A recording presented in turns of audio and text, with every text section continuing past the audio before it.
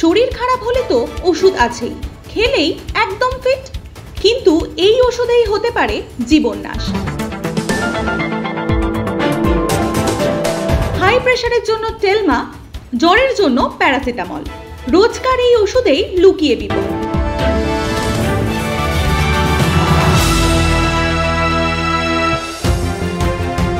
যন্ত্র যেমন বিগ্রয় তেমনই বিগ্রয় মানুষের শরীরও।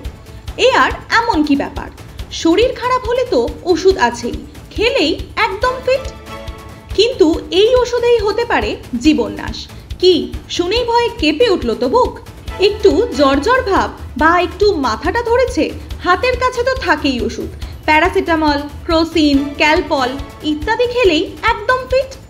কিন্তু সেখানেই তো সমস্যা, সর্ষের মধ্যেই লুকিয়ে ভূত।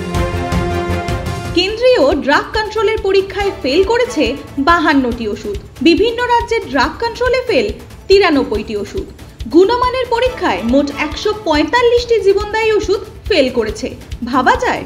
বদহজম থেকে হাই প্রেশার, বমি ভাব থেকে জ্বর, সমস্ত অসুস্থতার জন্য রয়েছে নানা রকমের ওষুধ।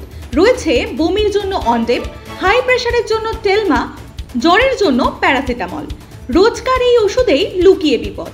গুণমানে ডাহাফেল, অ্যালার্জি, বমি প্রেশারের ওষুধ।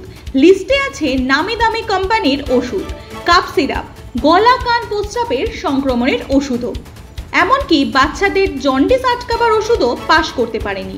কিছুদিন আগেই রিঙ্গার ল্যাক্টেট স্যালাইন নিয়ে শোরগোল পড়েছিল। আবার সেই জীবনদায়ী ওষুধ নিয়েও তৈরি হয়েছে বিতর্ক। এত মানুষের ভরসা নিয়ে কিভাবে ছিনিমিনি খেলতে পারছে ওষুধ কোম্পানিগুলো? সরকারের কি এতে কোনো দায় নেই? জীবনদায়ী ওষুধেই কেন বারবার উঠে আসছে দুর্নীতি? কেন উপযুক্ত পদক্ষেপ নিতে পারছে না সরকার?